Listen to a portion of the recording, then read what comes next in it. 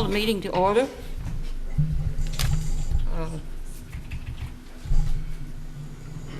Jean will give the invocation.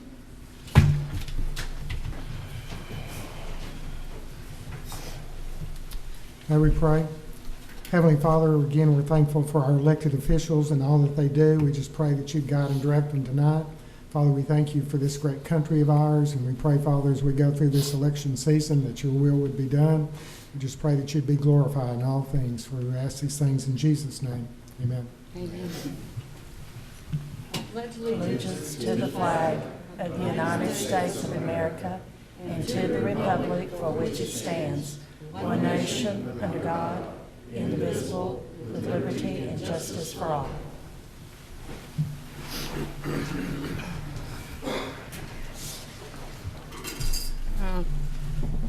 We'll open the Citizens Forum. Persons desiring to address the council must limit their presentation to no more than 2 minutes unless an item is posted on the agenda. The Texas Open Meetings Act prohibits the council from responding to any comments other than to refer the matter to a future agenda, to an existing policy, or to a staff person with specific factual information. Claims against the city council members or employees, as well as individual personnel appeals, are not appropriate for the Citizens Forum. Step forward and state your name and write your address. So.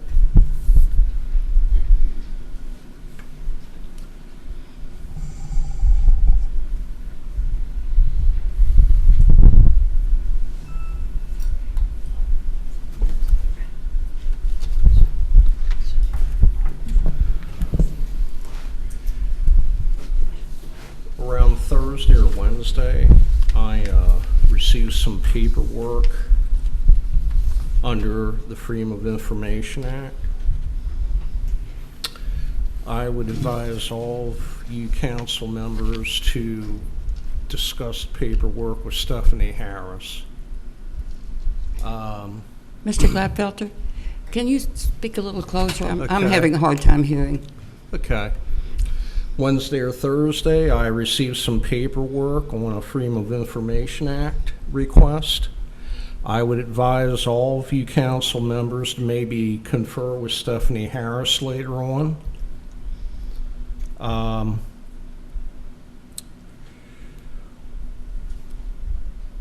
One of your commissioners in Main Street Association feels that I'm a Nazi. Okay. And I have a shortened last name. Okay. We shortened our name back in the 1730s when we came here from Switzerland. And boy, did this guy pick the wrong person to call a Nazi. And I'm going to let everybody outside of Paris know about it, and I'm going to warn everybody who has a name like mine not to come here.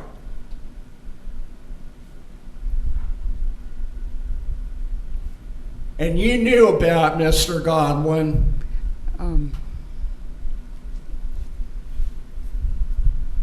Is there anybody else wishing to speak? Hi, I'm Jackie Olsabrook, and I live at 4135 Misty Lane, Paris, Texas. And I'm here to give some happy news because this council back in March, and this is the same council except for Billy Trinado and Cleon Drake, but you all appointed a committee with my daughter Ruth Ann Olsabrook as head, but she told me to talk tonight. You remember that we were given no tax money, but we were given Dr. Swint's $100,000 and Dr. Hashford's $10,000. And honey, we stretched that money until you wouldn't believe it. And I have such happy news to report to you. I hope all of you will go out soon. Have any of you driven out and looked at the playground equipment that we bought? Yeah. Billy has and Sue has. Please, now later on we'll have a formal opening. But it is wonderful. And so what we're trying to do with Lake Crook is create a family place, a come-together place, not unlike Love Civic Center, except with wildlife and a gathering place. Keep in mind, we had no city money. We had those two gifts, which that limited our budget.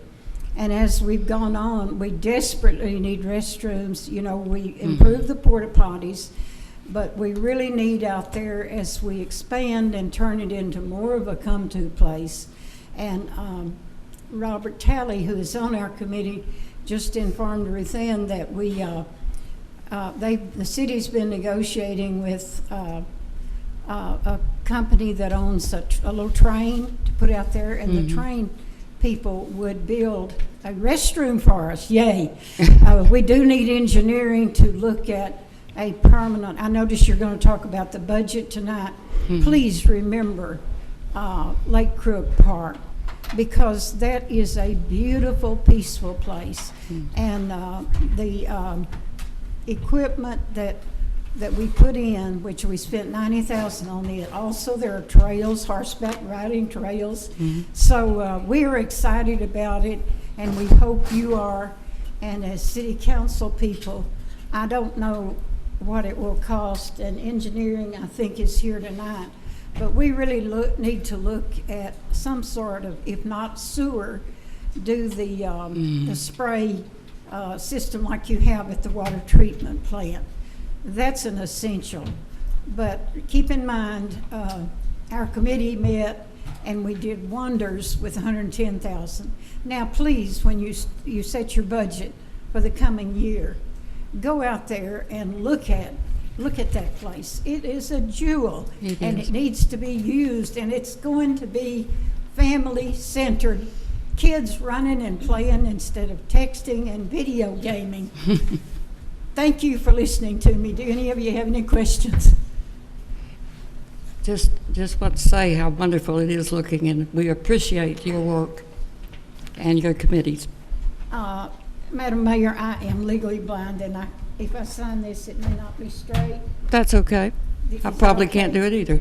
I've identified myself. Thank you. You have. Thank you. Good evening, Mayor and Council, Mayor Pro Tem. Thank you for serving tonight. Probably won't be the shortest meeting we've ever had, like you did the last time, but we want to thank you all and just remind you that this weekend out at the park, out at the Lake Crook, we will not only, it may be beautiful, but it may not be so peaceful, because we have the drag boats coming to town. They make a little noise. But the drag boats will be racing out at Lake Crook both Saturday and Sunday. It's a wonderful opportunity to come out and view the park. Bill Ranger and all his guys have done a fantastic job. Parks guys have done a fantastic job. It looks great out there. I was out there touring today and just making sure everything was kind of going in the right direction, and it is. We expect record crowds and a record number of boats. Last year we had almost 90 boats. This year we expect about 120. Because everybody that came last year fell in love with Paris and Lake Crook, and hopefully the rain will bypass us on Saturday and Sunday, and we'll have a great race. But I want to invite all of you guys out, come out and enjoy the races and see how many people we can get in Lake Crook, because last year we filled up every parking space we had. So we appreciate everybody and the support of the city in this great event. Thank you. We have a proclamation celebrating John Chisholm and Western heritage. If Mr. Mackey.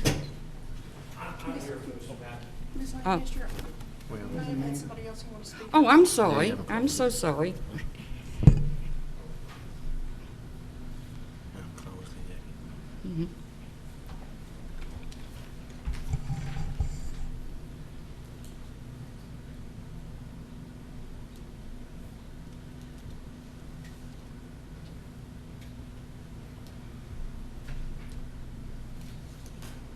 My name is Billy Bell. I live at 2054 Cleveland Street.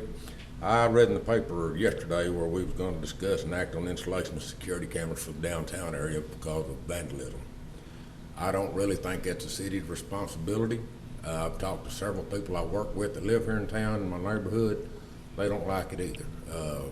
We're spending enough tax money on other things right now that we shouldn't have to put up the cameras for them. And that's my main deal. Any security that I have around my house, I install myself, and I think the business owners themselves ought to be able to do it. Thank you.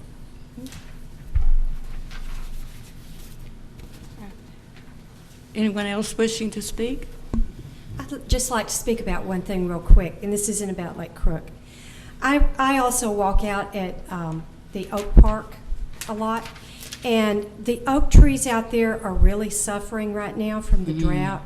And I don't know if there's anything the city can do about getting some water to those trees, but we've lost a bunch of the trees out at that park, and I'm afraid we're about to lose a couple more big oaks out there because their leaves are looking real stressed.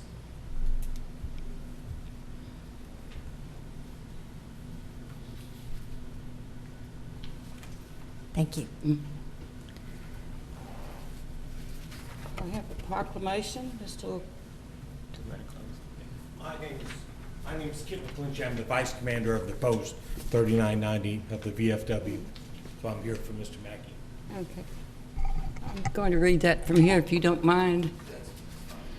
Whereas famed cattleman John Chisholm lived and died in Paris, Texas, and was buried here in December 1884, and whereas the Western heritage that John Chisholm fostered and in so many ways represented is important to residents and visitors to Paris, Texas still today, and whereas Lamar County VFW Post 3990 and others seek to honor the memory of John Chisholm and our Western heritage by hosting Chisholm Days and Western Gala on Saturday and Sunday, August 6th and 7th, 2016, and whereas planned activities at this special event include chuck wagon races, reenactment performances, arts and crafts, a concert and dance, a petting zoo and pony rides, an Old West Main Street with vintage gunfights, and much more, all taking place at the recently improved Lake Crook Park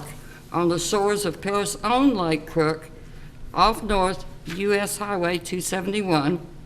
Now, therefore, I, Mayor Pro Tem Sue Lancaster, do declare, hereby encourage all residents of Paris and Lamar County to join in the festivities on August 6th and 7th to celebrate our Western heritage, Paris and Lamar County history, and all of America.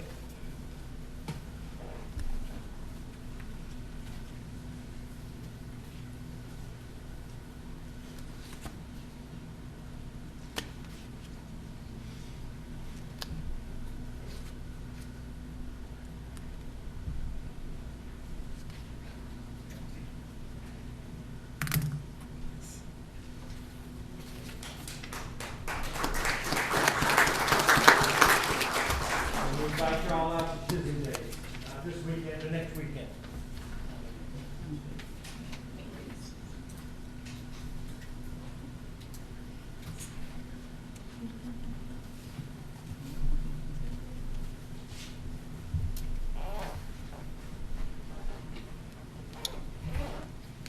We move on to the consent agenda. Items on the consent agenda are approved by a single action of the council, with such approval applicable to all items appearing on the council agenda. A council member may request any item to be removed from the consent agenda and consider this as a separate item. Do I have any? All those in favor of accepting the consent agenda? Any opposed? Did you have a motion? Oh, I'm sorry. Sorry, getting ahead of myself. Okay. All those in favor? Aye. Any opposed? Okay. We're moving to the regular agenda. Conduct a public hearing, discuss and act on a resolution authorizing the application for a Justice Assistant Grant Program 2016 H4548 Texas DJ in the amount of $12,419,000 and authorizing an interlocal agreement with Lamar County. Ready to go? Okay. This is a Edward G. Byrne Justice Assistance Grant. It comes down about this time every year. It has really come down to the amount of money it funds. It used to be tens of thousands of dollars. Now it's down to about $12,419 for this year. We split that 50-50 with the sheriff's office. It's more often than not just equipment. The sheriff's office is buying a video camera for a patrol car and some other things for the jail. We're looking at a piece of communications equipment that can be used to repeat radio traffic at the scene of an incident. Met with the Commissioners Court this morning, and they approved the interlocal agreement. Okay, thank you. Is there anyone wishing to speak on this? No discussion? All right. Do I have a resolution? I make a motion that we accept this agreement. All those in favor? Oh. Thank you. Getting ahead of myself again. Item 12, receive construction update report from EST, Inc. regarding construction management and inspections for the 2013 bond project. Good evening, Mayor, Council, City Manager. I'm Rod Wallace, the construction manager for EST. This is Red Irwin. He is the on-site project representative. You will find a brochure just in front of you. It's a quick summary.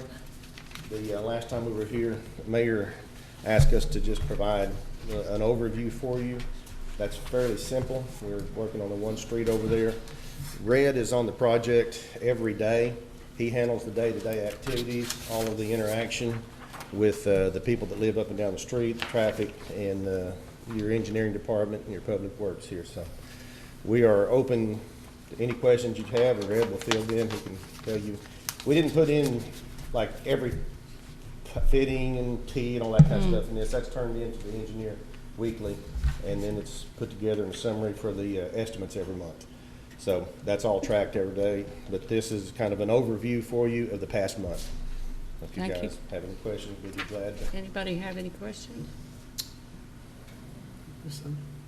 On the inside of that folder, it has my phone number, Oh, good. so anytime you have a question or problem you need resolved, just, you have my number. Yeah. If you just want to talk about it, want a tour, whatever, it's just give me a call. I do have one question. About approximately when do you think this on Pine Bluff's going to be completed? Just, I know you can't say because of weather. Well, we have finished, Another condition. if you consider it in 3 phases, sewer, water, and the actual pavement, the sewer has been completed. Okay. It's finished. We're about halfway through on the water line now. We will have to go back once it's completed to tie in all the services. Once it's tested, and it's okay. I would hope that within 6 months, we should be somewhere. I mean, right now, we're on schedule. They're working just a certain amount of hours a week because they're on schedule. We had a little bit of weather events here a few months ago, but right now, here lately, they've been moving along pretty well. So. And I take it, repaving, the whole thing will be done when it's all completed? Yes, ma'am. Once all the underground work's done, then they'll come back and demolish the old road, put new curbs in, then get it back. Your city engineering has taken the future potentials that are on the blocks that if there's not a service or anything now, those stubs are in. So when it comes back, you will not have to cut your street again to Oh, connect, good. a future service up out there. It's very good planning on that part. On every lot, whether they're empty, burned out houses, whatever, all the services are there. What they can, for the future day, to rebuild or build on the lot. Thank you. Thank you. I John? have one question. Yes, ma'am. How are you addressing sidewalks? Well, right now, a lot of the sidewalks in places are covered up with grass, they're not even there. It'll be constructed during the time the street's done. Okay. Right now, we're trying to as little demolished as we can to leave something there for them. Right, There's a well, lot of foot traffic on that road. There is a lot of foot traffic on that. So we won't do any kind of demo work till we're ready to do the street. So. Okay. Thank you. Does anyone else have any questions? We Thank you very appreciate much. your hard work. Thank you. We appreciate working for you guys. Anybody else wish to speak? Would you like to address anything? No? Okay.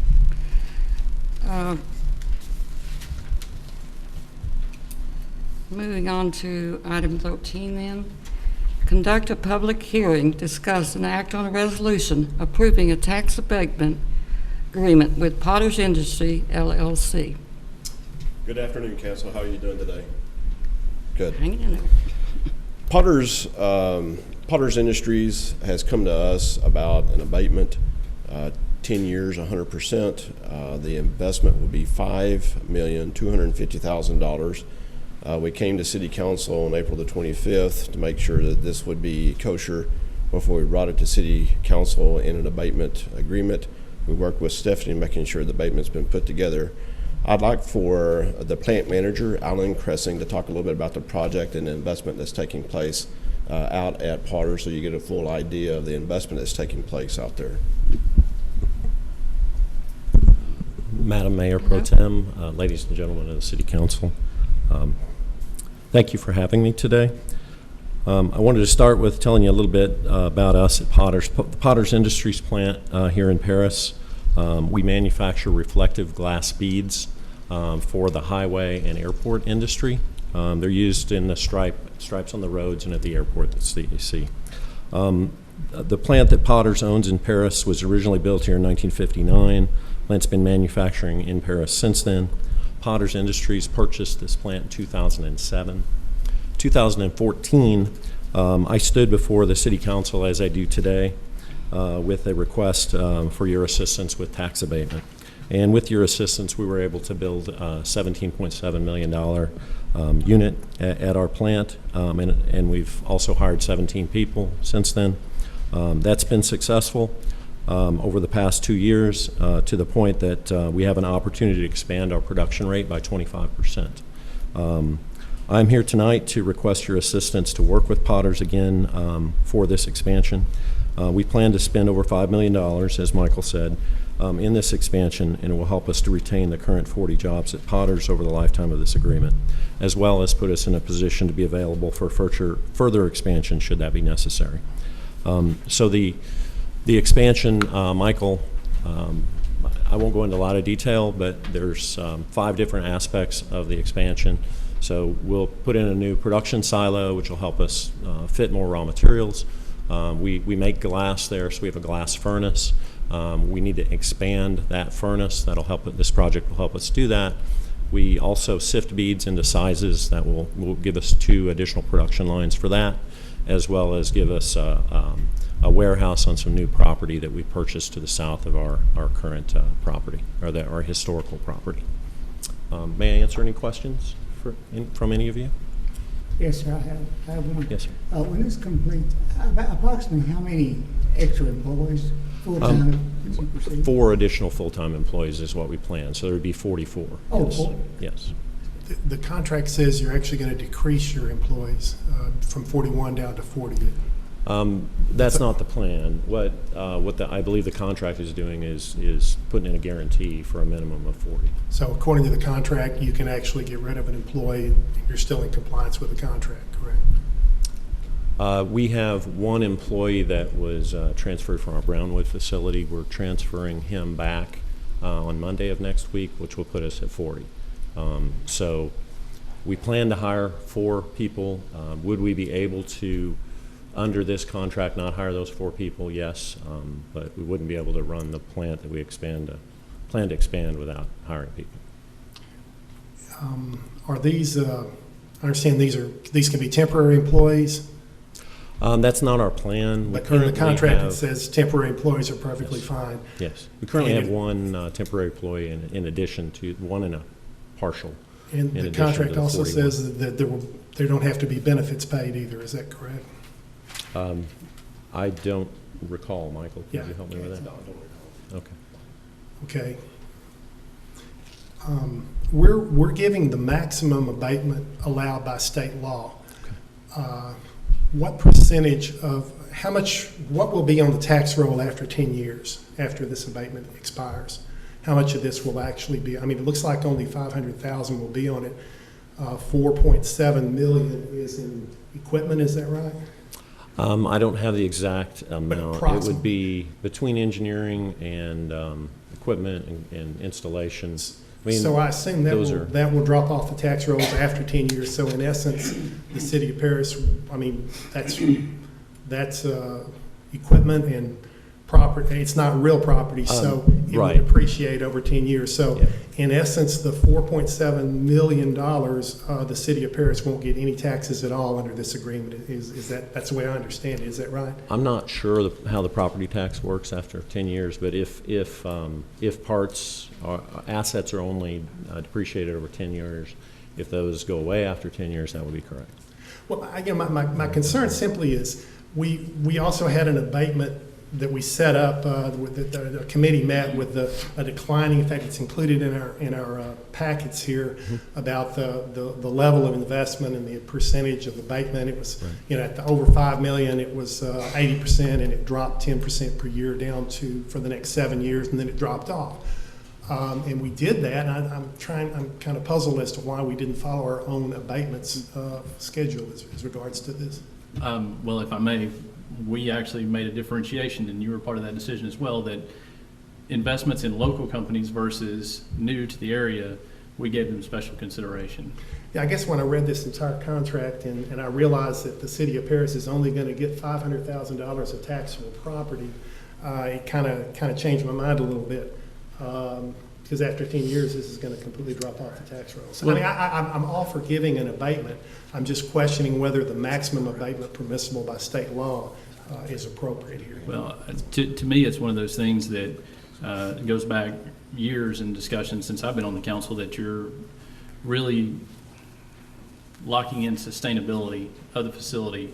You're locking in sustainability of the workforce. You're locking in a corporate partner that's been here for a long time. And the more they invest in the community, the longer they will be here, and frankly, the more they probably be willing to give back. So philosophically, I totally understand what you're saying. I just come at it from a different point of view that, these guys have been here for a long time. We've extended abatements with other companies in similar fashion. And so, But what was the point of that declining percentage if we weren't going to stick to it? I mean, if we're going to give every single request 100% 10 years, then I don't know why we bothered.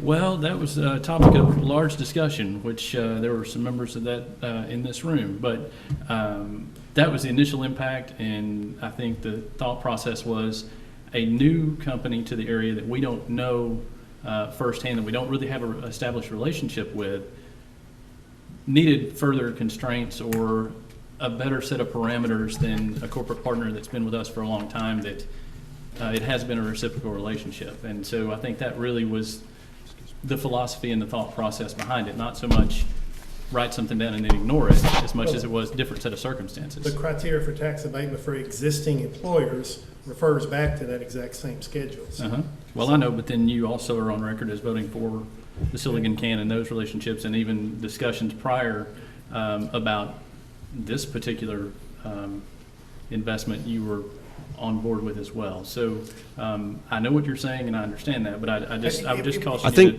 to remember what's happened prior, leading up to this recently, especially since you've been on the council. If I may interject just for a moment, Absolutely. just want to clarify a few details.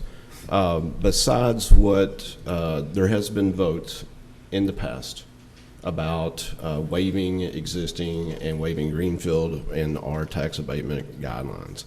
But that aside, I'd like to tackle the topic at discussion at the moment, and that is there's an assumption made that the only benefit to the community is the actual taxes off of the assets that are going to be enhanced and purchased. No, I'm not saying that at all. And all I wanted to evaluate here is that your school districts are still getting their taxes, Paris Junior College is still getting their taxes, and what I just passed out to you and also had available to the public is the economic impact. The economic impact, $5,250,000 that you see here, and this is based off the purchase of the multipliers that we received from the Bureau of Economic Analysis, the 1 year impact of the capital investment, you will see the output of 8 million, you see the earnings of 1.5, you see the employment of 31,000 folks that are impacted, and also you see the value added of 3.5. But besides the one-time investment, if you look down below, you're going to see the impact of earnings and employment. Even with the 41 employees, without the 3 more that he's talking about. 40, actually. 40, but the 4 more. But Contract allows them to get rid of an employee. Well, and I want to tackle that in just a moment, please. But what I wanted to highlight here is that annually, you have an impact of $5.5 million, and you have an indirect impact of employment of 76 people. But let me go ahead and answer the question. We allowed 40 because with the industry and the market in our national economy, it fluctuates. And what we want to do, at least is the thought is, with the spirit of being a business-friendly community, is to accommodate those fluctuations. And that's the reason we set that at 40, knowing that it was a high bar, but at the same time, we did not set it at 30 or 32 or 35, accommodating those fluctuations. What we were trying to do is accommodate the fluctuations of the economy as it exists. You had mentioned the 40 and the 4 more people. You had a very true concern about it being temporary. Most of our employers do hire a temporary to full-time. They do that for the very reason they want to find out if these workers are going to be good workers before they offer them a full-time position. And a lot of times you'll see that process take place. And I do not know if that happens at Potter's, but The majority of our people that we've hired have been initially, but we have hired people from temp employees. from temp employees as well. But at least it takes that in accommodation as well.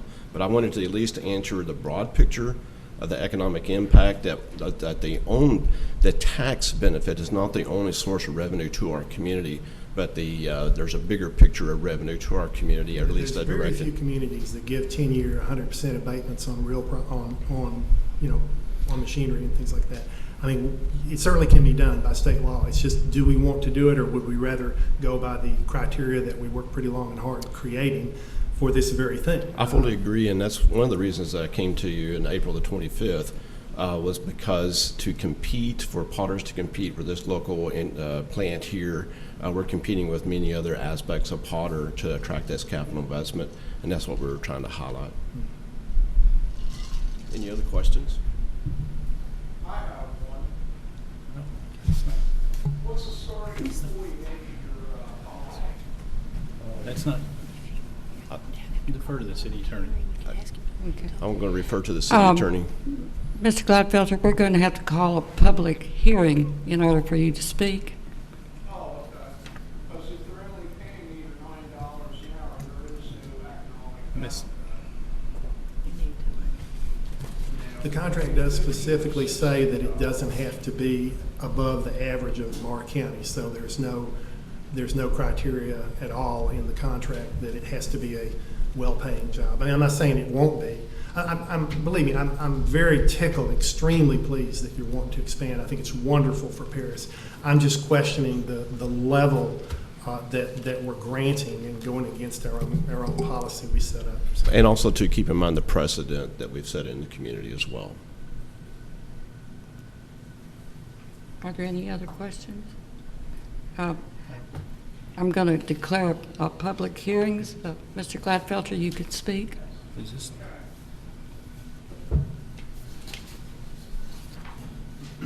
Hostage, correct? Good.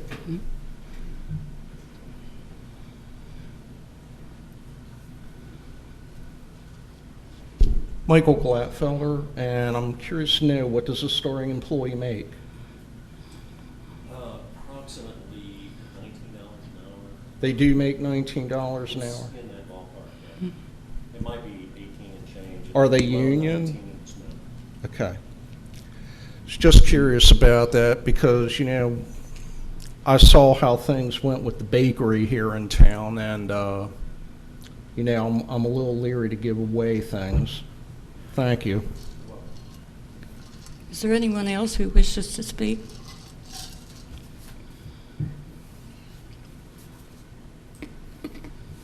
Chad Lindsay, 1050 Southeast 29th. I'd like to speak in favor. I think that they've been a part of this community, a part of this local economy for a number of years.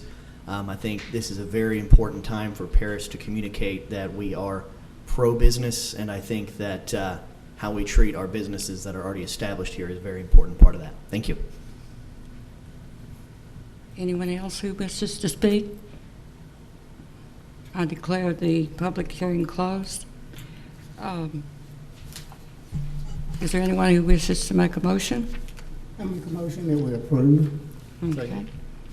Second. All those in favor? Aye. Aye. All those opposed? The abatement is granted. Number 14, discuss and act on Paris Economic Development Corporation FY 2016-17 budget. Mr. Paris.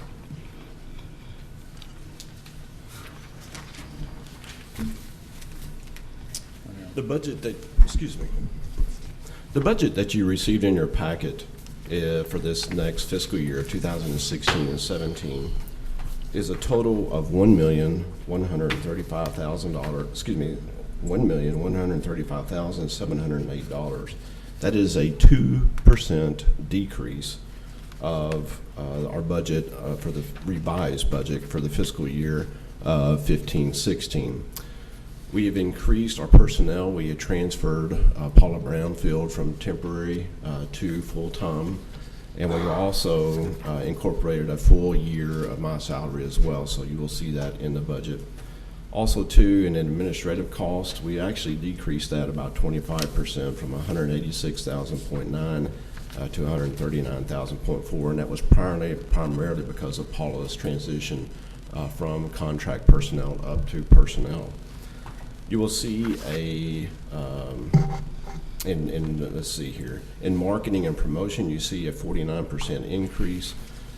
We decreased the secured jobs from 15,000 to 5. That we want to make sure we have a pool of money that's available if somebody were to come to town and we needed to either do a survey for them or do some extra things. As you know, by state law, if a company does decide to come here and they do come here, we can then transfer that money to project costs. But if they decide not to come here and we use it to the benefit of trying to entertain that company, that's the reason we put that in marketing and promotion. You will see Lamar County Days of 7,000, marketing airport 10,000, speculative building marketing at $5,000. If the speculative building is approved, it is my suggestion to the PEDC board that we have to market that building as much as possible while it is being built and even after that it's built. We want to make sure we set aside the money specifically for that. A part of our scope of work with the PEDC is an industry attraction video. We're collaborating with the Chamber of Commerce and CVB, and we want to make sure that we have a video on our website that is specific to industrial development for the Paris community. And also marketing and promotion at $75,000. Part of our scope of work, we got approval with the PEDC board to hire ROI, a lead generation company. Since Paris hasn't had anybody in this role for a while, your pipeline for this community, pipeline of leads and prospects have declined significantly. And what we're trying to do is ramp that back up with that lead generation and also with the travel that's involved as well.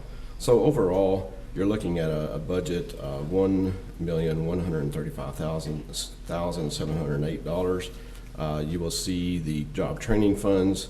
You will also see the direct business incentives. You see what we owe for the bond, and keep in mind, this is our last year for the bond, so the bond will be, as I understand it, will be paid off after this year. And then, of course, we have capital expenses, but we left that at zero. Because again, once we receive our bids, we'll open those bids up. If the PEDC board does approve one of those bids, then we'll be bringing that to, we see that we'll probably be bringing that to City Council for approval. Any questions on our budget? Yeah, I got a question. Yes, sir. How much is the spec building going to cost in your estimate? In our estimate, I'm going to say at least between $500,000, and this is a guess, between 500,000 to 750,000. And add that to how much have you already spent buying the land and demolishing the building that was there? I believe the purchase for the property itself was around 200 It's 250, and then 250, demolishing something was like like that. 40.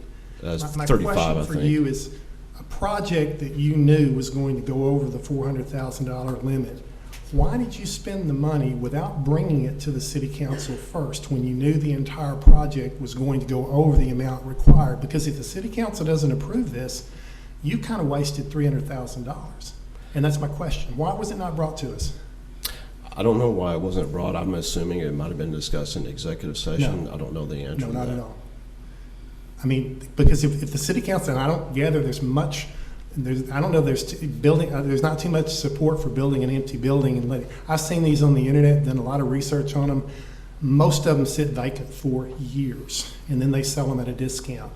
And most people that build these things think they're kind of a bad idea, so if the city council doesn't approve this, and you spent almost $300,000 on something that will have no benefit other than just to BEDC buying a piece of land. So that's my problem, that by the bylaws, you were required to, and this is part of the project, and you knew it was going to go over the 300, you knew it was going to go over 400,000, and yet no one brought it to us. I think we followed our bylaws completely. Number two, I think the Can I assumption. ask the city attorney, the entire project counts buying the land and demolishing and building the new building, correct? It depends on how you interpret that language. It says for any one project. I don't have it in Okay. front of me. Well, regardless of whether it's legal or not, wouldn't it have been better to simply bring it to the council when you knew it was a project over 400,000 before you spent 300,000, regardless of whether you technically could or not? Wouldn't it have been better to bring it to the city council first?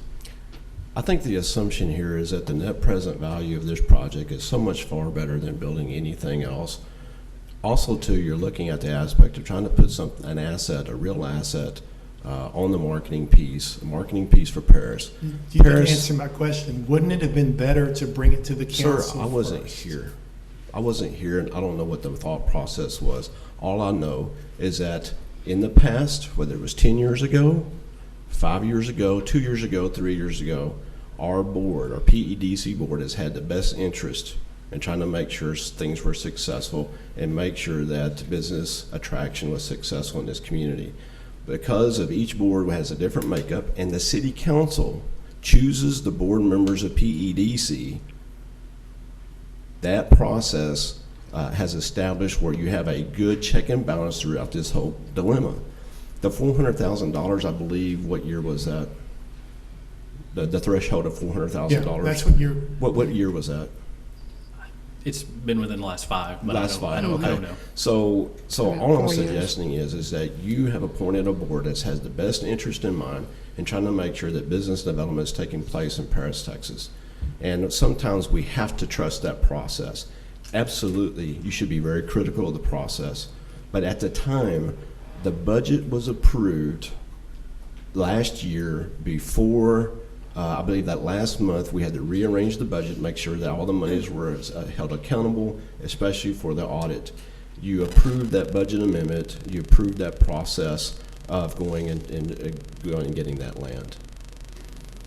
That was part of that discussion when you approved that budget.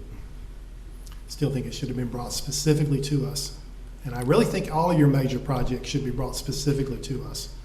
And I believe, just like we talked last time, I think Cleone had agreed, I think this person, whoever this person is, the executive director, should be in your executive sessions, keeping you updated on the projects that are taking place, whether it's me or whoever. Okay, and a couple other things I have about it. Again, I'm giving some of these things, there seems to be some overlap. The utilities are listed at $12,000. The depot operations are $15,000. What does depot operations include? Unfortunately, when I got here, depot operations included the utilities, and it also included some other aspects. What we're trying to do, and Mr. Banks on our board has been very good about clarifying for us where things need to be. And one of the things that he kept highlighting is that utilities was down in depot operations, and it didn't know it needed to go there. It needed to go back to utilities. So what we did is we estimated and looked at what our utilities cost was for this past 9 months. We divided it, looked at an average over those 9 months, and then we multiplied it by 12, and that's how we got that cost. So what is depot operations? What is that? Depot operations has to deal with the infrastructure of our computers, the lights, the light bulbs, the supplies, things of that nature that apply down there. And that's $1,200 a month. Okay, I don't understand that. Sure. Also, there's telephone and communication isn't included in depot That was operations. It's separate. It's that was in $3,000. depot operations, and we moved that out as well. Even contract services legal fees for $10,000. I thought according, I'm not particularly interested in giving you complete free rein to hire anyone you want to when we're supposed to have a say-so over anyone that you hire. And according to the bylaws, any subcontractor, anyone that you hire, you're supposed to bring to us. I guess if we approve it here in the blank check, then that's our blanket approval. But I'm inclined to take that out of it too. The contract line item is there in case we need to hire a lawyer or such. You can come to us and ask us.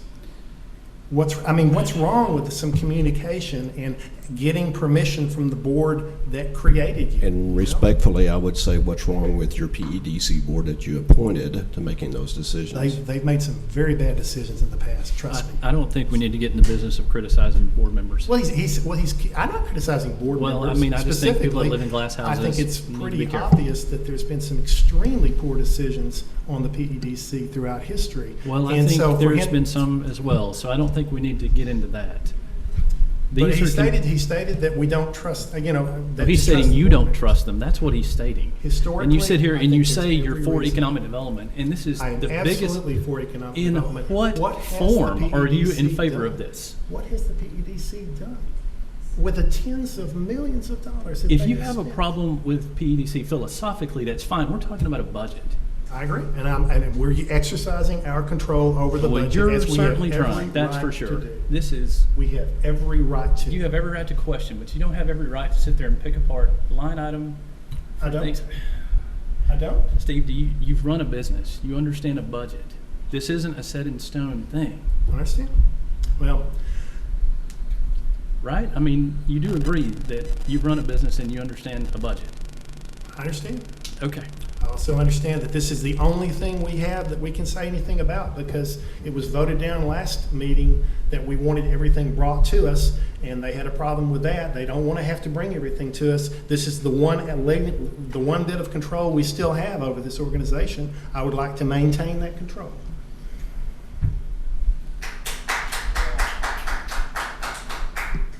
Anyway, anybody else have anything else to say?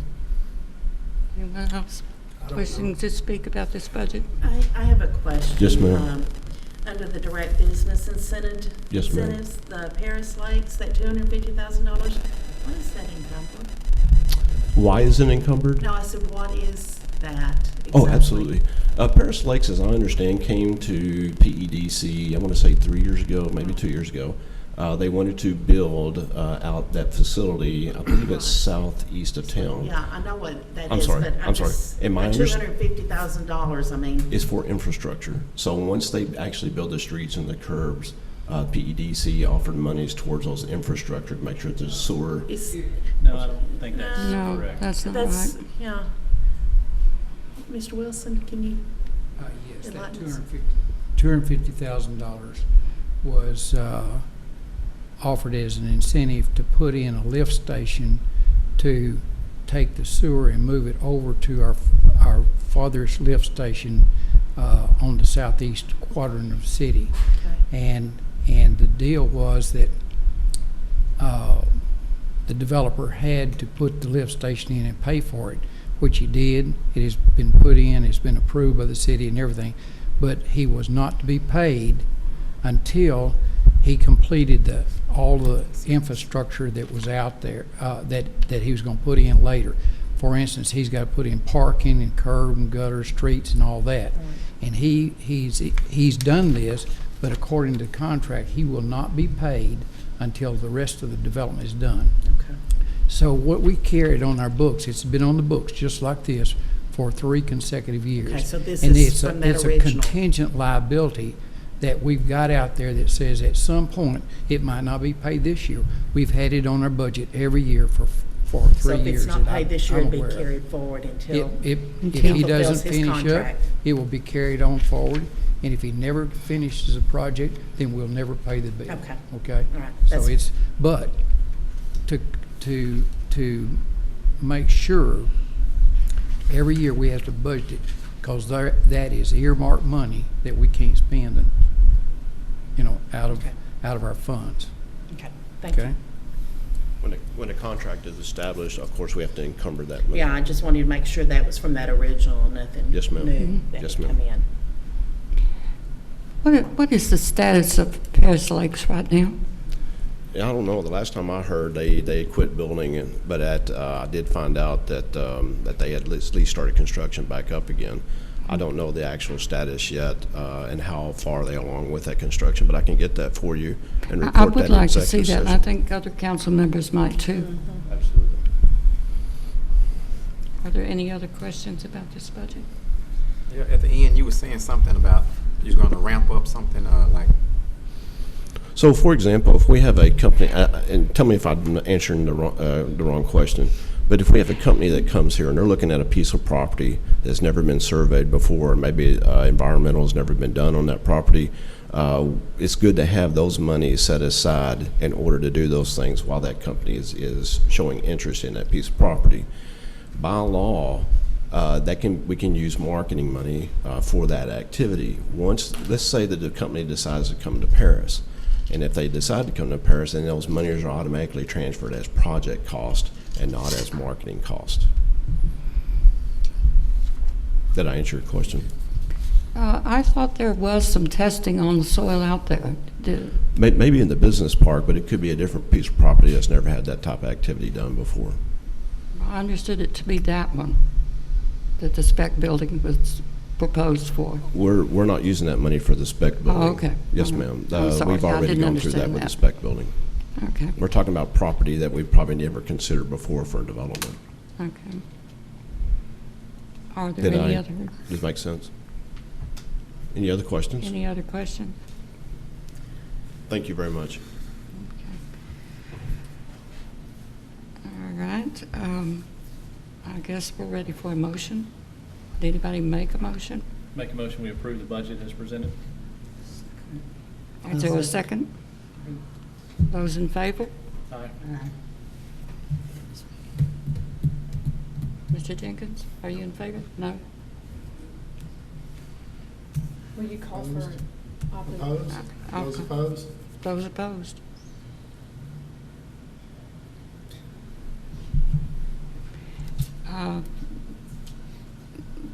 The budget is not approved. So what do we need to adjust in the budget? I think we'd like to have some clarification on some of the items that were mentioned. Would you like to see an itemized, Of some of a them, yes. much more itemized Yes, I think so, description? because we're a little cloudy on some of it. It looks to me like we're talking about the same thing. And I'd like to see the contract labor taken out of the budget and brought to us independently, in my opinion. The contract labor, could you please explain? Contract labor, I'm talking about the legal services or hiring I don't have a problem with, but hiring anytime you hire a consultant, I think that we should be consulted. That's my opinion.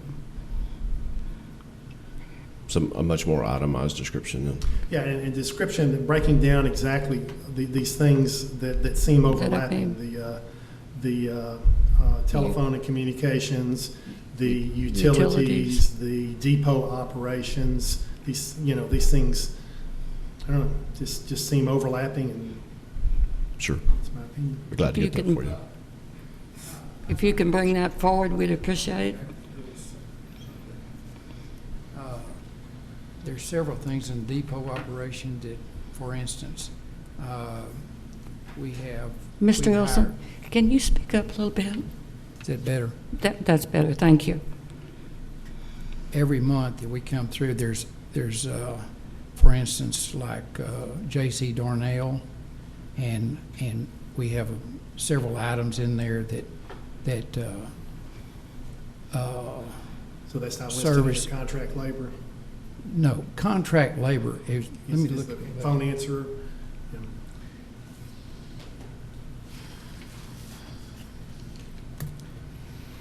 Contract labor at 36,000. Right now, we have someone who is working. We have three people working down there. We weren't in a position to put that person. We're waiting to see until the first of the year whether we're going to turn him permanent or not. Right now, that's his salary at $14 an hour that's working there. Is that correct, Michael? So that's what we're spending that money at. Last year, the entire year, we had all of our staff was on contract labor. Every one of them. We did not have anyone permanent. And this year, when Michael came on, we took we had two people left on contract labor, and we took one off and turned permanent. The other one left and moved to another job, and that person was replaced by someone that is still on contract labor, and we haven't made the final decision to move that person permanent yet, okay? And that's, if you take that salary out, if that person goes away, then there won't be any fulfillment. But if he stays and you turn him permanent, then that would go up into personnel, okay? But it would not exceed the total budget. In other words, when we turned him permanent, it would not exceed that 36 with his benefits. Now then, on the contract services, legal fee. What is the depot operations? What is that? It's $1,200 a month or something. What is that? Do you have a monthly?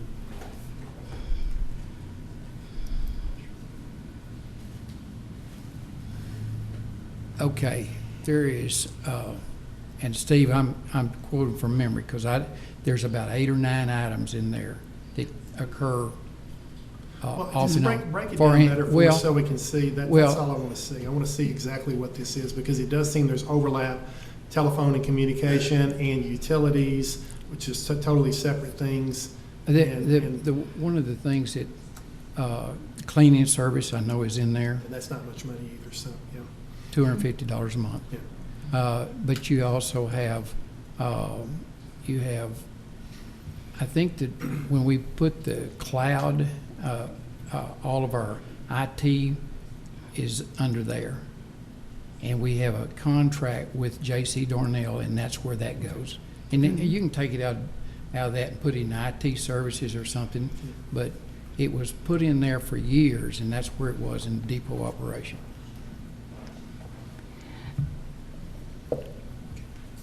Is there anything else on the legal fees? Stephanie, would you like to address that? You were in our deal, and what we did is there's certain things that that Stephanie and Kent McCulley prior to that, when we had anything to do like real estate or From time to time, they have transactional documents. If that's not my area of expertise. Just bring it to us and we'll approve it. That's all I ask. I just don't want to put it in the budget here. Bring it to us. I want to be involved in the PEDC. Directly, indirectly, whatever, I want to be involved. Bring it to us. Is that what the council's responsibility is? Yep, sure is. According to the contract, yep. To approve their real estate attorney? Yep, sure is. Yeah, according to the PEDC bylaws, you'll read them. The PEDC bylaws state that anytime they hire an outside contractor for like legal fees, they're required to get counsel approved. Let me get this straight. So we take this back. What do you want to? So you're going to tell us? We got to have input for you to tell. I mean, there's no sense us going down there and we went through this line item by line item. Billy, you were there, okay? And you sat through it all and walked through it. So do you need Steve to come down with us and go through it with us? Because there's no sense of us bringing it back up here and then, with you not comfortable I would like with you to it. break it down on the overlapping things so that we see what we've got. I would What like do- for you let to me- take out let me the write something. contract services, legal fees, the $5,000 for the speculative building that may not, marketing that building, I don't think that should be in the budget as well.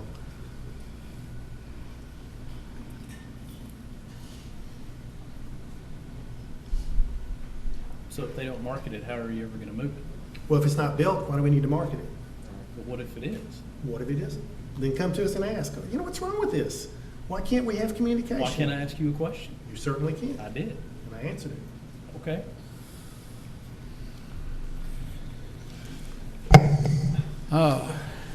Okay.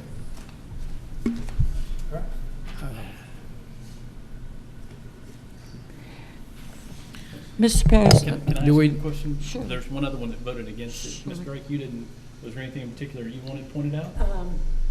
I was concerned about the overlap, and I didn't understand what the operations, depot I've lost that page, that depot operations were, and I wanted more clarification on that.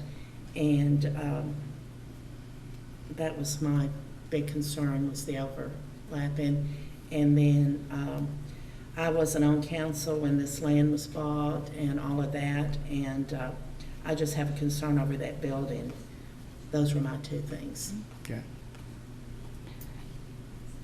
those items that have been mentioned, when could you address them and get back with us? Okay. You Is can't that do that, 'cause acceptable? We can't have a, Y'all have a board meeting. Our next meeting is not until the 16th of August. When does this need to be approved by, this budget for y'all? When does your budget need to be approved by? When does your house new year start? our budget, we've already submitted our approved budget. Okay, Yeah. this is the budget that we've done. The budget has to go for you. Right. To you, and and Gene would have to tell you when we have to. When does that need to be approved by, Gene? Latest.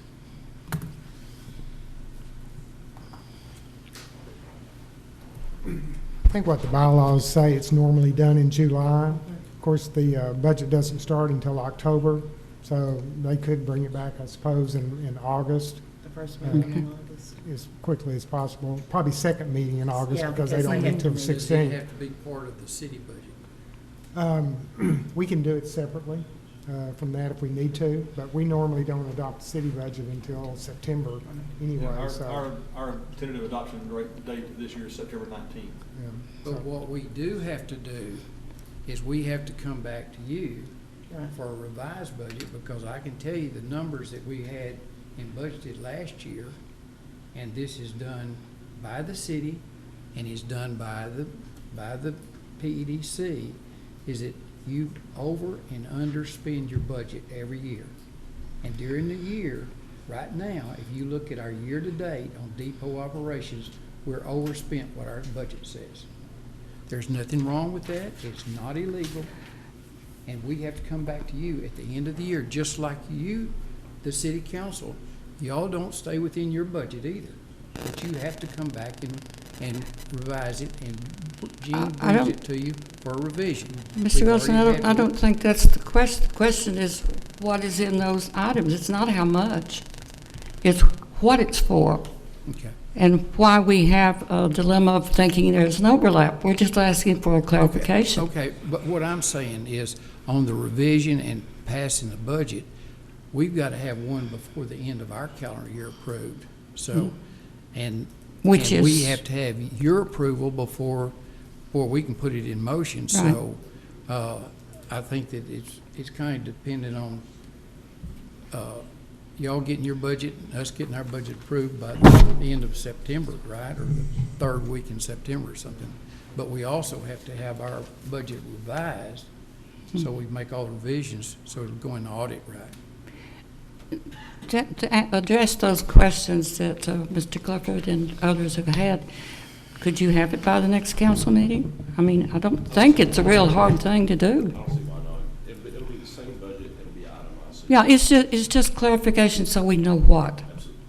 Is that, are As I you said, okay with I want that? Or do you want us I to want the legal change? fees out of there. I want Wait a the minute. marketing for for the building out of there and a clarification of some of the other things. Okay. You want the contract legal fees out, okay? And what else do you want out? The marketing for the speculative building that may never get built, Okay? and a clarification of the seemingly overlapping things and break them down into a little bit And about your what they are. your concern is depot operations. Is there anything else that you think is not overlapping? At this point. 75,000 for marketing and promotion. What was that again? You were explaining that. I was trying to follow. Absolutely. Last year we had 50,000 budgeted. We did not spend all of that 50,000. What we've done this year, what we've done this year is we've set up a plan for our marketing efforts with Team Texas. We're leveraging our marketing with Team Texas, and also to what I was telling you earlier, we put an extra $25,000 on that because our scope of work includes ROI, which is a lead generation, prospect generation group, and then we're using them to develop our leads, one element of marketing to develop our leads for the Paris community. And so we added 25,000 on top of that 50,000 to accommodate that cost.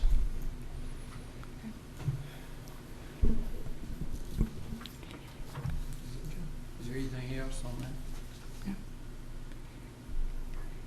If you could get back with us by Do the you next need council more meeting, that would be. clarification on that one? Yeah, I do. Appreciate it. I want more. I do. I'd like, I do too. As to what that's about too. Mhm. That's a lot of money. as well. Yeah, I want that too. More description on that. Okay. And is there anything else, so we don't go through there again? That'd be good.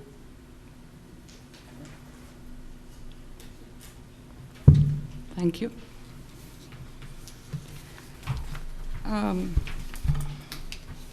15, discuss and provide direction to staff on the FY 2016-2017 budget for the city of Paris. Thank you, Mayor. This evening, I'm just going to go through major highlights, and I don't think anything here is a surprise to you. Of course, you had your budget book for a couple of weeks. I've also provided you 3 new handouts this evening. One is our 10-year staffing plan. We try to think long-term. One is a multi-year capital improvements plan. Again, trying to think long-term on those kinds of things as well. And the other one is an update to the operations plan. The operations plan is mostly internally oriented, so it may not be interesting to you, but if you enjoy that sort of thing, or you're terribly bored, that's something we've been putting together for the 4 years I've been here, and we're actually making a lot of progress. Sometimes it's hard to see progress from week to week or month to month, but when you look at it over from year to year, or in this case from 2012, 2016, a lot of the things we talked about doing in 2012 are being done or have been finished. So if you have an opportunity to look at that out, I think that would be worthwhile for you. Back to this year's budget, we do have to give you, so I don't forget, I'm going to start with some dates.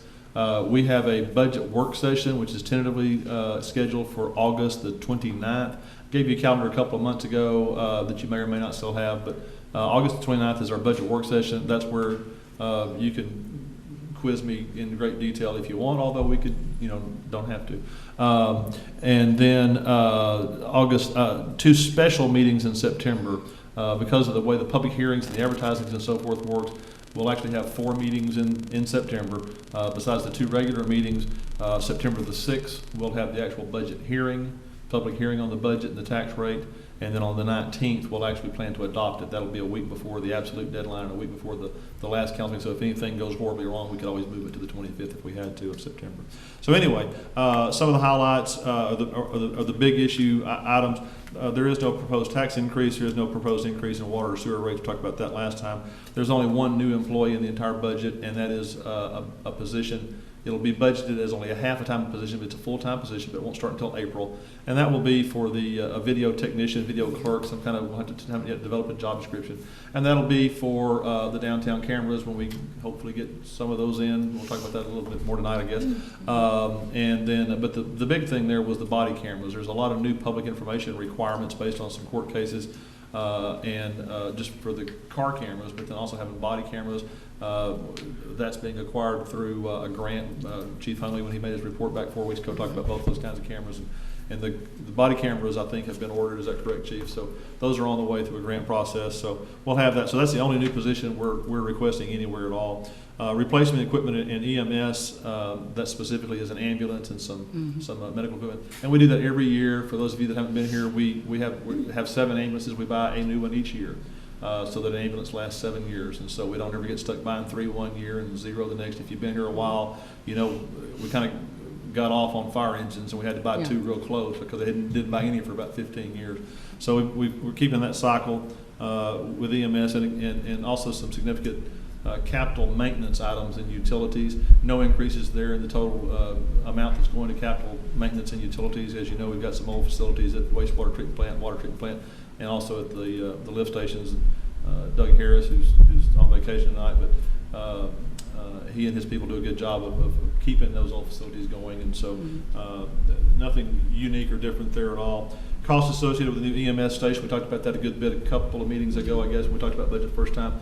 I do have architectural cost in here, and I included part of the construction cost. The reason I only included part of the construction cost was because by the time the budget's approved, and this is approved, it takes effect in October. By the time we hire an architect, and architects are always about 10 times slower than you expect when we don't have an architect in the audience.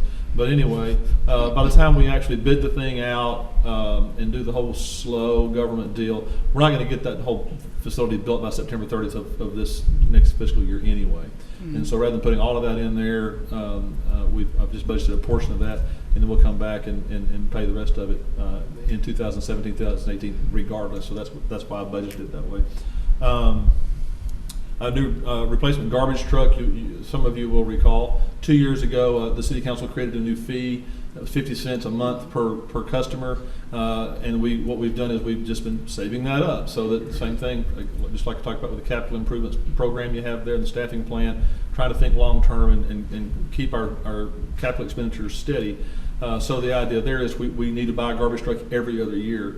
And so by about November or December of this year, we'll have enough from that 50-cent fee that we'll pay cash for that garbage truck. It won't affect our budget. We won't have to do without something else. We won't have to sell COs or do whatever. It'll pay for it as it goes. And so by the end of this calendar year, we'll have money from that 50-cent fee to pay cash for the new garbage truck. Debt service on the fire apparatuses. We bought the one engine. The new engine is here. The Quint that you approved this time last year is on order, and it'll be here end of this year or so. That's an extra debt service between the two of them of a whole bunch, $187,000. So that's new money in the fire department budget. So that's a good bit, and that's over a 7-year span. One of them will drop off before the 7 years is over. The new engine will. It's for 1 year less. And then an increase in the Corps of Engineers. We mentioned that a little bit, or Doug did when he talked a few weeks ago. And that's an extra $80-something thousand. I wrote it down. That we have no choice because $83,000. In the past, it was about $50,000 a year, and they decided we should pay them over twice as much as we've been paying them because they're the United States Corps of Engineers, and we get water from Lake Mays, which is a Corps lake. And so that's to recoup their operating and maintenance costs to provide that water to us. And so that's a big hit, although the utilities fund is fairly large. That's when we don't really have any control over it all. And then some of the things, I was going to mention the 3 other things, and any questions you have, or we can save those for later, however you want to do it.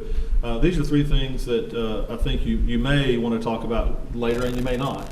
And that's up to you. One of those is nonprofits. Always we have about 8 or 10 or 12 different nonprofit organizations that we have a process that's been around for many, many years where they can fill out a request form. It's a pretty lengthy form to ask for money. And we give those to, I think there's maybe 9 in the budget this time around. There's anywhere from $2,000 to $8,000 or $10,000. CASA is one, and I may have given you a list even. I think Children's Advocacy Center, Lamar County Historical Society, New Hope Center, and so forth. Won't read them all off. So different amounts of money. 2 organizations this year have asked for money that have not been funded in the past. One of those is the Optimist Club that runs the baseball fields. They've asked for some money a couple of years. This is the first time they've gone through the formal process, I think. to ask for money to help pay for electricity out there. Optimist Club's gotten smaller and they're having a harder time paying for that. That's a great service for the community, but it's also frankly a really good service that if we ever have to take it over, it's going to cost us more money than what the Optimist Club's doing. So that may be something worthwhile to consider at least. Also, the Northeast Texas Trails, they're trying to ramp up, for lack of a better term. That's probably not the good choice of words. Mary Clark is not here this evening to speak on their behalf, but they've also requested money for the first time. And they're requesting money for, they want to actually, not just using our money, but from other people's money too, so to speak, is to create an employee position, a director or a coordinator, I don't know what they'd call it, but to try to really push the trail, because of course the long-term goal for the net is to go from Farmersville all the way to just short of Texarkana, or maybe all the way into Texarkana. And so we would be one of many people they are asking for funding. Now, and just to be clear, back maybe 2-3 months ago, council approved giving them the money that shows up on the water bill. People make donations on water bills, and there I recommended that money should not be used for anything other than taking care of our trail in Paris, and you agreed with that. This is different. This is in addition to that, so that's not a contradiction to that, just to clarify. And also in the past, before I was here, I've been here 4 years now, they used to have people come and the council would interview them, I guess. They'd make presentations. If you want to do that, I don't recommend it. But certainly that's something that, the council wants to do at some point. You can, especially with these two new ones, that maybe you want to talk to those two at least, and or maybe you already know yes or no. Don't say that out loud right now, but maybe you already have an opinion about those one way or another.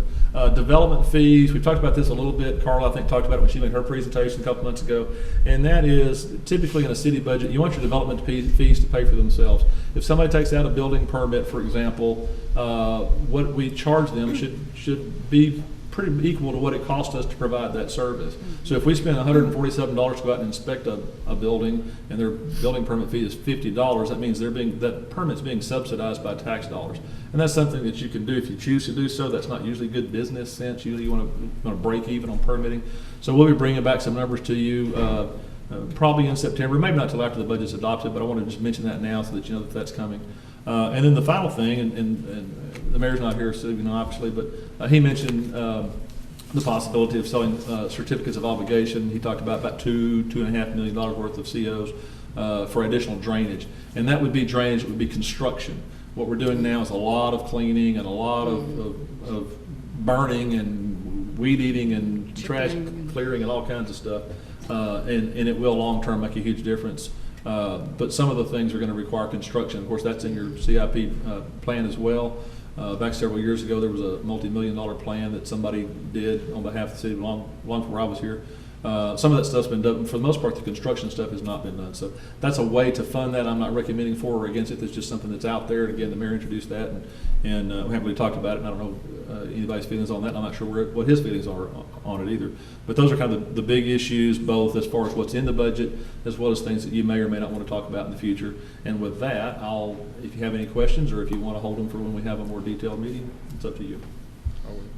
Anybody wish to ask any questions at this time? Myself personally, I would sort of like to, when we get to that point, hear from the two new organizations, Okay. myself personally. Okay. Just a quick question I had, that you mentioned that the Lake Crook Road and Bridge is not included. Where is that? Or what consideration? I don't even know what road, bridge. Well, the bridge itself, there's a bridge, kind of a culvert bridge, right before you get to the water plant. It is really bad. In fact, I was out there yesterday, out at the new park, and there's even a hole in it. Yeah. And it needs to be replaced, but it's just one of many hundreds of thousands of places that have gone for years. And I say this every budget year, we've gotten behind, and it's not this council that's gotten us behind. You guys have done a great job of giving us money to fix water and sewer and drainage and stuff. So I'm always hesitant to give us more because we got in a hole and we can't get out fast. But anyway, that was a sermon that you didn't ask for. But it's that bridge down there right before you get to the plant. The road itself is just really beat up. It's a long road. We act as a city street from the water plant, from the park, all the way out to Highway 271. And it's a bad road. Yeah. But it's hard, It is. you're talking about several $1 million to rebuild that road too, so, I think the mayor brought up specifically the entire road, and we're just trying to figure out how to pay for the bridge. Yeah, and well, specifically, I got a call about that today, the concerns being with the increased traffic going out for the races and things this weekend. You know, is that a replace or nothing sort of thing? I don't even know, is there? Up at the bridge? Yeah, is there any possibility of repair? Well, we'll or continue what to is the- maintain it as long as we can. At some point, it's gonna be, absolutely replace it or it'll become unsafe. It's not unsafe at this point. Structurally today, it's. Yeah, we've done enough, back, it flooded out there too. And we were concerned about that. At some point, we discussed maybe we didn't have to come in here and say, we're just gonna have to replace it right now. But we're not to that point. We're able to do enough repairs and maintenance on there. There's also, and a lot of people don't know, there is another route out there, when you go up, farther up, Yeah, 270, Mine Hour there's another Gallery. route. Yeah. I'm not from here, but I'm sometimes surprised people don't, because it looks like a driveway, I guess. But there's another route too. So we do have another emergency route if we had to have one at least. But anyway, that was a long answer. But bottom line is it's really bad, but we don't have to replace it yet. But that's coming really soon.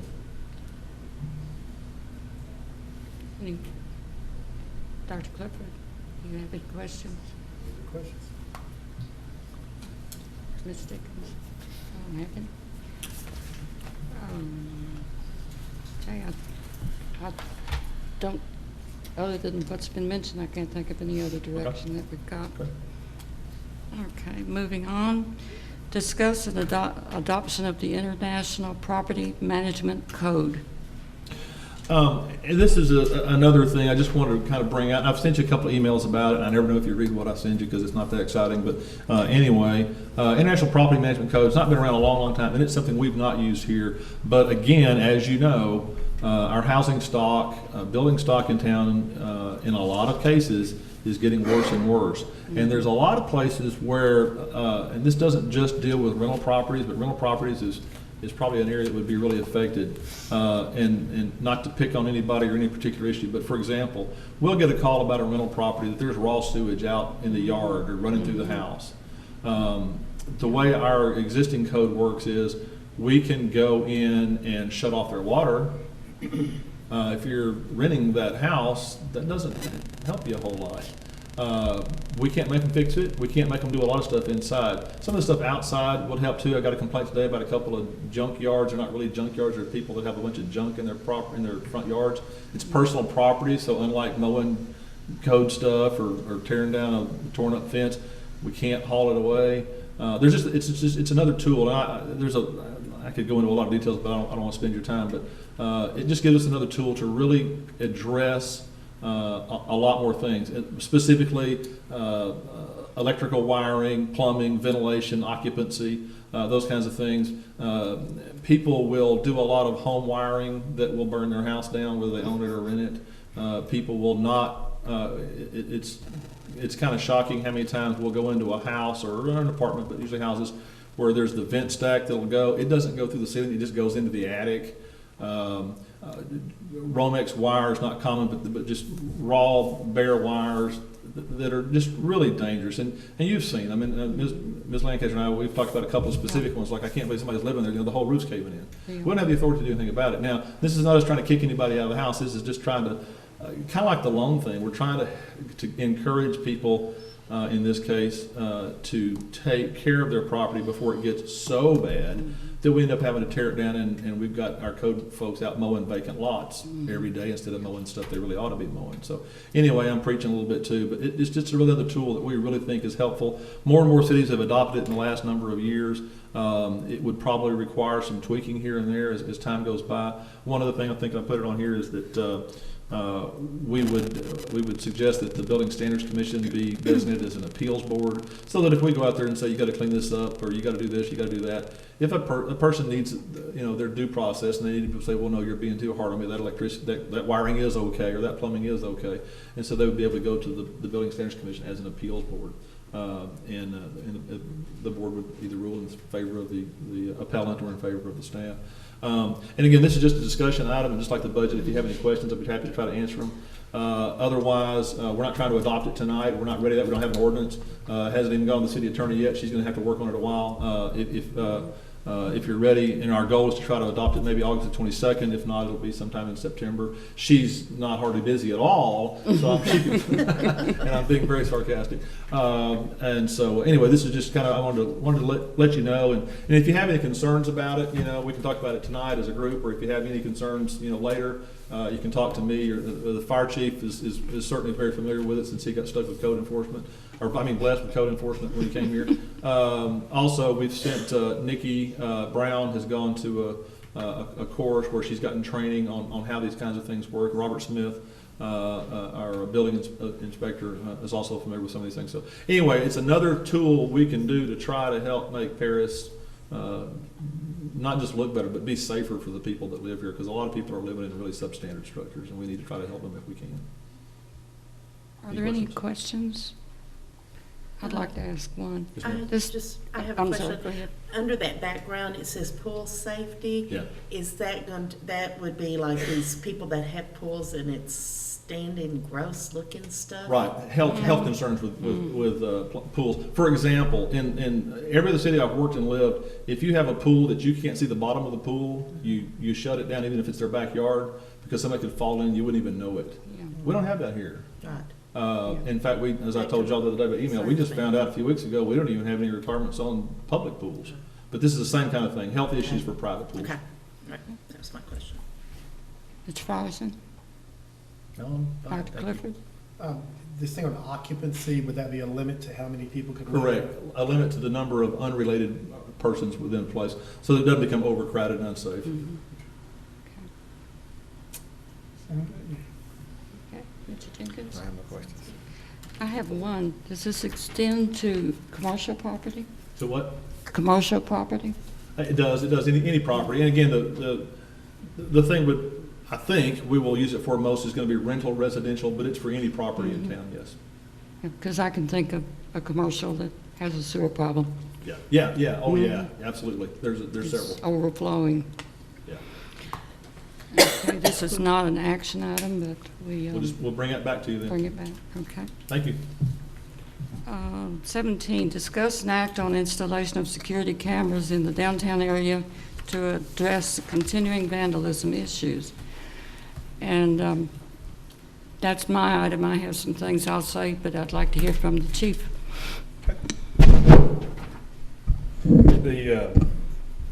When we saw this coming up on the agenda and went back and looked, and I think first of all we need to set the parameters about what we're talking about downtown. Mm-hmm. And we have a patrol section that, and I didn't have time to put a deal together for audio visual, but if you'll kind of think from 3rd Northwest Southwest on the west side, Mm-hmm.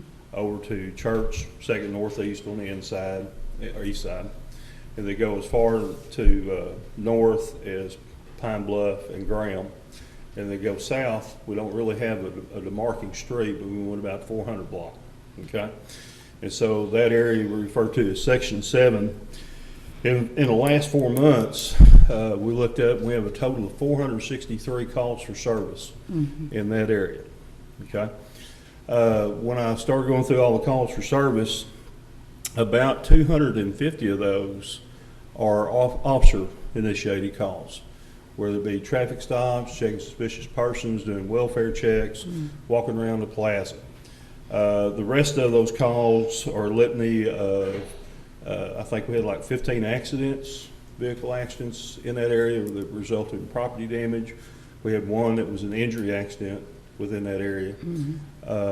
We had 10, the legal, what we refer to as legal definition of vandalism, kind of falls in 2 places in our coding system, if you will. One is criminal mischief, and the other was property damage. And in the last 4 months, I could find that we had 10 calls, 6 in criminal mischief, 4 property damage. And this involves 2 incidents, one at Northwest 2nd in Houston, and the T24 store. They both had places where tires got cut. Down 300 blocks Southwest 3rd, we had 3 kids who damaged a car. On the plaza, we had somebody put soap in the fountain, so we had some bubbles in the fountain. We had somebody knock over a table on the plaza. And then we had one guy that reported somebody, he didn't know who it was, threw something at his car, and that was all it was. Property damage is we had a Coke truck hit one of our really nice downtown city light poles there in the 100 block of Grand. We had another person that hit a utility pole, hit and run, left scene in 100 block of East Price. Over here on the north side of the plaza where you put in that handicap railing for the handicap accessible sidewalk, somebody backed into it, hit it. And then this is for 4 months, so it goes all the way back to April. And we had the roof cave in at the old Fuller Furniture Store down at 200 block of Palm. So those are the calls that we have been making. As far as the security cameras, again, the cameras themselves are not that expensive. They're about $3,000 a piece. What is expensive is the infrastructure to make them work. Each camera has to have a radio. It comes into a server, and it has to be that video feed has to come in, be reliable, and it has to be saved for a while. So that's the reason why we were looking at the original deal of putting 24 cameras around town at a cost of about $125,000. Okay. Does anybody have any questions of the chief? Some of the vandalism that I was talking about are not mentioned by you. Evidently, they didn't report them. In the past, we have come across several situations where something gets reported to people downtown, they talk about it, and we never get caught. So Right. that does take place. Well, some of this I've viewed myself. The latest thing is the breaking of the glass, the decorative light pole, and I don't know if you know that, but our globe was broken out, and that's down on, it's by 107, Okay. the cafe, and that. I think that's the light that the Coke truck hit. Okay, well, someone who reported it to me described it differently, so I took it as an act of vandalism. But this kind of goes all the way back to the lighting fixture on People's Bank was damaged. And that's been about a year, but there's just progressively things that I think maybe a camera system down there would help. So, is there anyone? Is there any grant money that you know of out there, Chief, or anything like this? Not of this amount. We just had that $12,000 grant that y'all just approved just a little while ago, and we only get $6,000 of it. So when you're looking at something like this, it's not going to, touch it or anything like that. Since I put this on, I would like to see you bring back an actual cost of maybe just the downtown square and then radiating out, just what we're looking at cost-wise. Yes, ma'am. Be glad to. Okay. Chief, you said, I think last time you were here about putting these cameras. Do you have an idea about where you want to put these cameras in town, or looking at any special section? The downtown area, we had really focused on the plaza itself. And, it's kind of a double-edged sword. This is not Big Brother hiding in the bushes watching everything. No.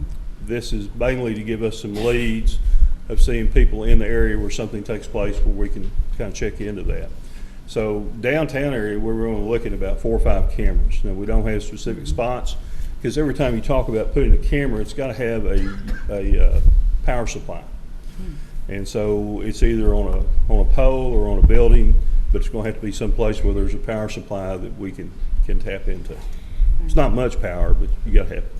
Have we, and I assume we haven't, talked to business owners downtown to get their feel on if they might be willing to help if we decide to do something like this? When I met with the Downtown Merchants Association I think they knew I was coming, so it wasn't really a widely attended meeting. But the 7 or 8 people that were there, when I brought this up to them, because I'm real concerned about privacy issues, and I do not want us living in a police state. And that's, sincerely, I mean that. But at the same time, if you do have a camera that's up there and people are aware with it, sometimes they may act a little bit different. And I brought up the fact to them that Gainesville, the main town that we've been to look at this and everything, they actually offered that if you want a camera, if you'll buy the camera, we'll hook it into the system. And so it's about an expense, about $3,000, $2,500, $3,000 a camera. And Gainesville had a few takers, not a whole lot, but they had a few takers that did that. What was the feeling of our group? They might be Our group willing to? was very positive and was looking forward to it taking place. Okay. Well, those windows are expensive, I can tell you. Sure, certainly. They are. Are there any other questions? I think I'd like to know the price before we take any vote. Sure. And how you would hook it in, so it's going to take a little research. Yeah. And the cost, the upfront cost is going to be the infrastructure. Mhm. And it may come down,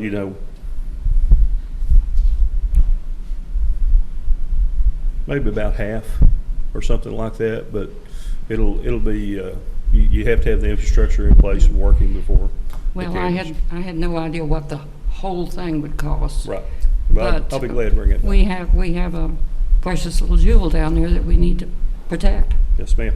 And I hate to see things keep exponentially getting worse. Yes, ma'am. And I'm not for a police state either. I mean, I would never want to put cameras in neighborhoods or that sort of thing. I'm sorry, I just wouldn't. But if you could That's bring one thing that we back. learned from Gainesville is that they make sure that none of their cameras are looking at any kind of residential area Right. whatsoever. Right, and we want to do that. Right. Okay, if you could bring that information back, I would appreciate it. Okay, sure will. Okay, thank you. Anybody else? Okay, thank you, Chief. Thanks. Number 18, discuss and provide direction on monthly mowing of the lead-in streets to the city. These aren't many, but when people drive into our town and they see 20-inch weeds and on the lots, and there aren't many of them on each street, but there's enough that just makes the city look kind of seedy. So I would like to see that we concentrate on at least once or twice during the summer, the city taking over those. And I'm sorry to say, the police station has become one of them, the one we sold. I do think they need to, owners need to pay for that, just like you would in a neighborhood where weeds are grown up. But I would like the city to kind of look at keeping that up. And I know on Bonham, I think I counted 8, so it wasn't a whole lot. But it does make an impact on people coming into town, and we certainly want to encourage people to move here and put their business here. So, does anybody have anything they'd like to say about it?